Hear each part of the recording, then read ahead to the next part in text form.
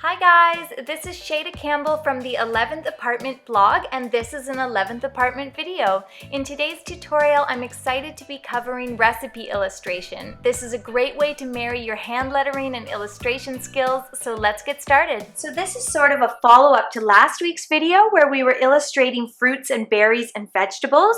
If you didn't catch that one, it's called Harvest Illustration, and it's sort of a fun seasonal illustration tutorial, but it is not necessary that you watch it. In fact, depending on the recipe you choose, you may not even be illustrating fruits and vegetables, so that is just totally for fun.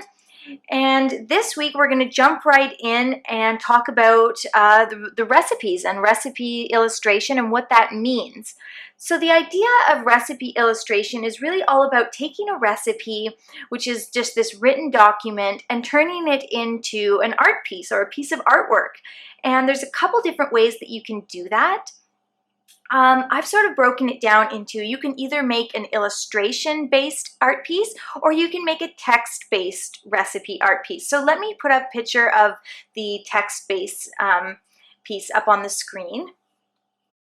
So for this text-based piece, you can see it's all about the ingredients and the directions or the preparation. It's all about the font, the text, the hand lettering, and then there's a few key illustrations, and that is the first method, and we're going to focus on that next week.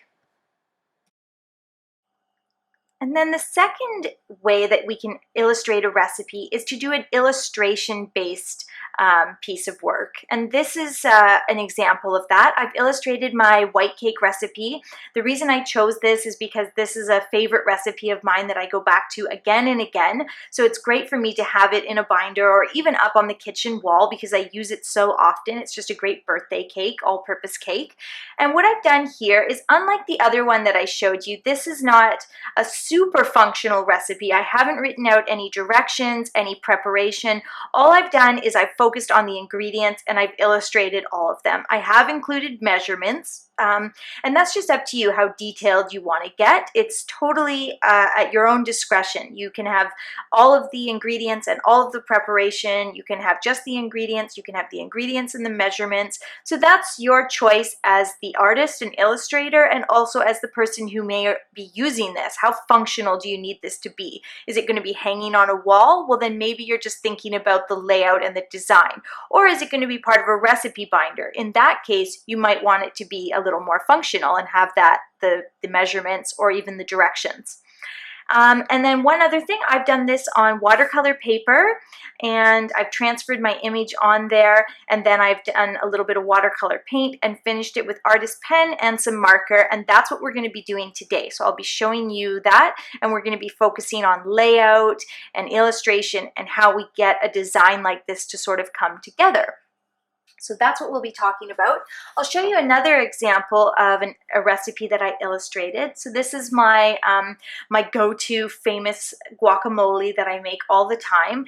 And here I've gone in a similar direction. It's still an illustration-based recipe art piece, but I've added a few more, I've sort of added in a few more preparation steps. And what I've done is I've labeled my ingredients, and I've done that in a cursive font, and then I've added some directions or preparation methods, and I've done that in a print font. So you have avocado, lime juice, salt, and cilantro, and then in print it says mash, add, mix in, and to finish. So you've got a little bit of both there. I've gone a little more in depth with the guacamole than with the white cake. So although I didn't include amounts for this one. So it's totally just at the artist's discretion. How much do you want to add? What do you want to include as part of a piece of artwork? So, and then of course this one I did with artist pens and markers on cardstock, and this is the watercolor paper. So it's also totally up to you. How do you want to present your recipe? So I'm going to take you through the process of creating a recipe like this from start to finish. And to begin, what you'll want is some scrap paper, pencil, and maybe a pen. And you'll also need some tracing paper and some graphite transfer paper. And then finally, we'll be using watercolor paper and some watercolor paints. So I want to show you sort of how this piece came together. And I had an initial sketch. I started sketching out all the ingredients, and then I traced over my initial sketch. So you can see I have the whisk over here. The sticks of butter look kind of funny. I'm not really sure about the placement. And then on my second trace here, I've traced what I do like. I've moved the whisk over, so I would have just picked up the page and moved it. And I'm starting to perfect some of the pieces, some of the elements. And then again, I've gone over this one again, trying to get it a little more right, trying to get everything looking exactly the way I want. So tracing paper when you're doing a layout design like this is really your best friend. It allows you to keep the elements you do like and change the ones that you don't. And it allows you to move things around without having to draw them over and over again, because even a great artist will make a little mistake, and sometimes you draw something one way and you can't recreate it exactly the same way a second time. So get yourself some tracing paper. And then of course what you do is you take your tracing paper, you sandwich your graphite transfer paper in there, and you transfer the final traced image onto your good paper. And then you complete your design from that point. So we're going to go through the process from start to finish. And the recipe that I'm going to illustrate on camera is a 7-ingredient pumpkin soup. So what I like to start with is just to write down all of the ingredients. And I haven't thought about this recipe a lot. I haven't given it much thought because I want you guys to see my whole process, my authentic process from the very start to the very end. So for this pumpkin soup, it needs coconut milk, chicken stock, sugar pumpkins, cilantro, leeks, garlic, and salt and pepper. Is that everything? 1, 2, 3, 4, 5, 6, 7. Yeah. So those are all the ingredients in our pumpkin soup. So write down the ingredients that are in your recipe or have them on hand, and then you're going to start just, sketching them out. Try your illustrations. What do you come up with? I sort of will just start with, okay, I'm going to draw my pumpkin and illustrate them in different ways, in different places. See what you like, what you come up with. And at this point, you're just going to be thinking about how you want to illustrate things. Ingredients like liquids sort of present a particular problem, but problem solving is part of the illustrator's job, and the way you solve those problems will be how you develop your own style. So what I'll do now is I'll take my tracing paper, and I want to start thinking about the layout at this point.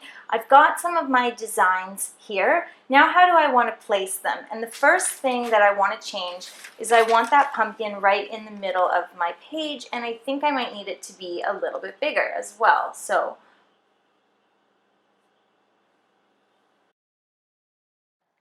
the tracing paper just allows me to move my initial sketches around, and that's how I develop the layout.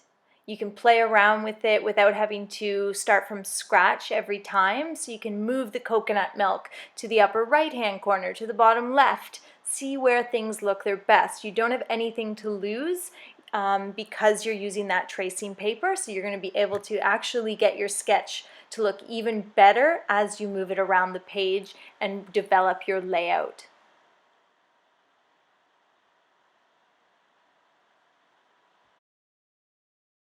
Okay, so here's my first trace. Looking pretty good. I need to add a title up here. I want to put 7 ingredient pumpkin. Something like that. I think I might need to make that pumpkin a little smaller, but that's why we just keep going over it with the tracing paper.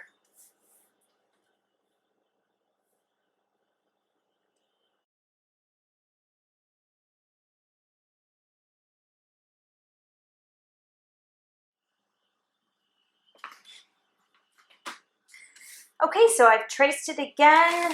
It's starting to come together. The design is definitely starting to become something that I'm happy with. I'm gonna move these leeks over. I'm gonna shape this pumpkin a little better, work on perfecting my font, and you know, it's probably just gonna take one or two more traces, but it's not a hard process. It's actually quite simple because I have this template already here. It really allows me to perfect all the small things, you know, just get each letter just the way I want it. So I'm going to keep going over my design, and when I have it all ready, then we will embark on the process of turning it into the good copy or transferring it onto the watercolor paper.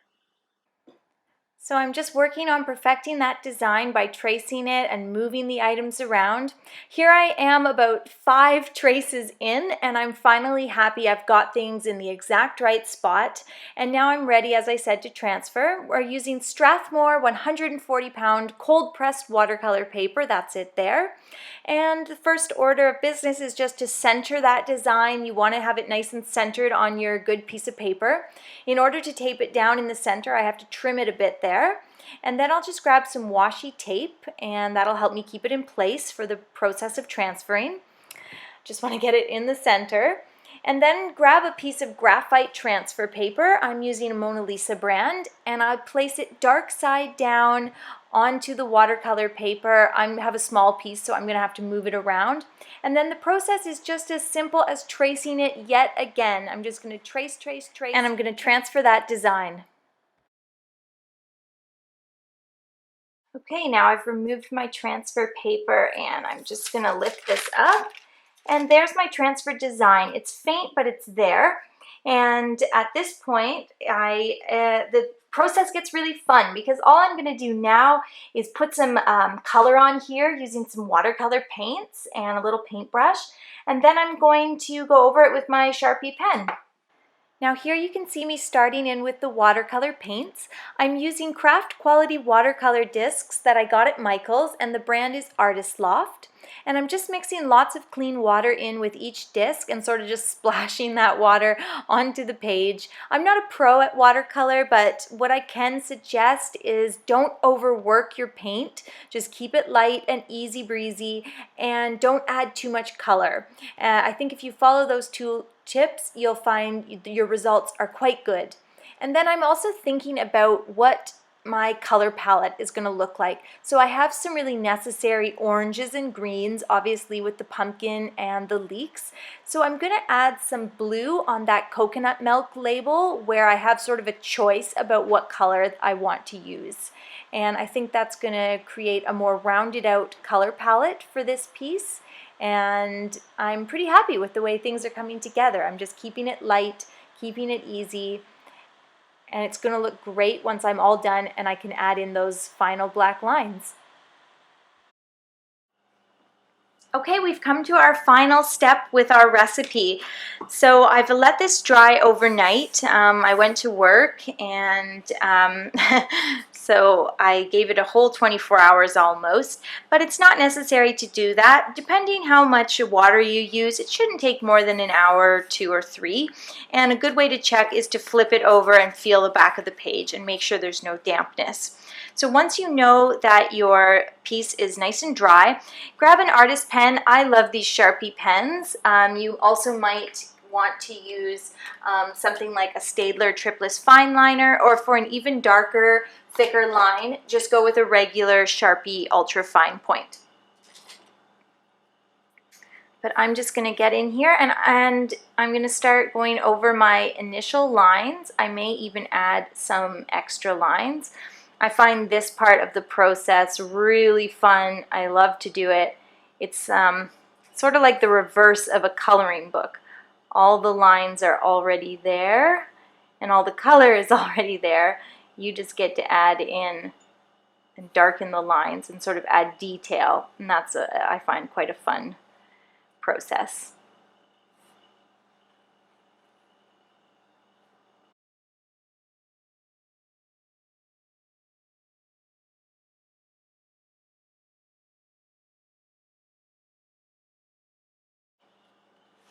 One last thing that I want to show you, I'm coming to the end here, I've added most of my lines on, is that sometimes I like to go back in and double up the lines. And that is just my choice and my sort of illustrative style, but I find it gives it a nice sort of sketchy quality if you just add a second sort of outline.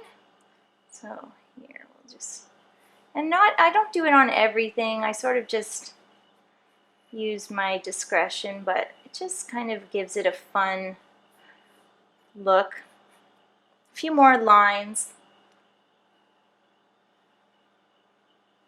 I don't know, what do you guys think of that? I sort of just like the way that secondary line adds a fun sketchy element to the illustration. Of course it depends on the piece that you're doing, but yeah, it looks kind of cool.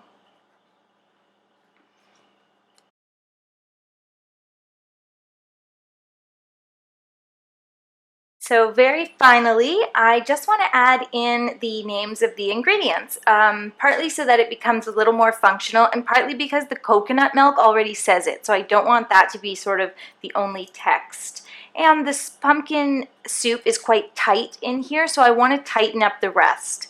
Like I haven't left a lot of space, and so I'm going to write, you know, garlic in here and kind of tighten up some of these gaps so that this is all kind of scrunched in together.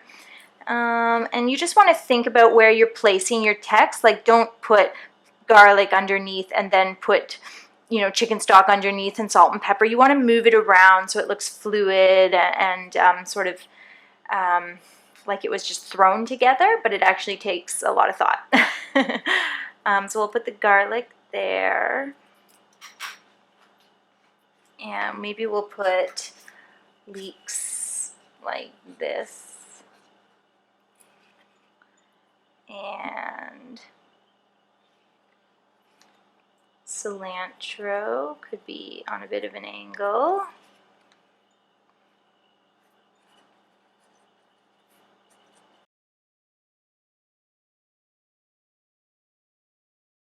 Okay, so what I've done now is just to finish it up, I've thickened up my lines, I've finished off my modern calligraphy or my cursive, so just thickening things up. You can see I've darkened this a little bit and just going in and just making sure everything looks exactly the way I want it to.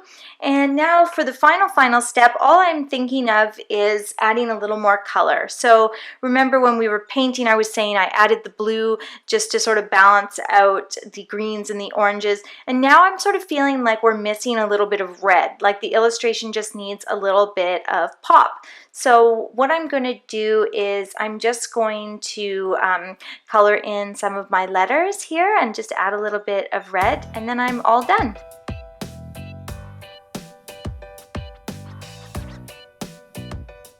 Thank you so much for watching today, guys. If you enjoyed the video, please don't forget to subscribe to my channel. And next week, we'll be picking up with the more text-based recipe illustration. These ones are a lot of fun for putting into recipe binders, and I think the technique also extends itself to doing some bullet journaling and fun stuff like that. So I will see you next Friday.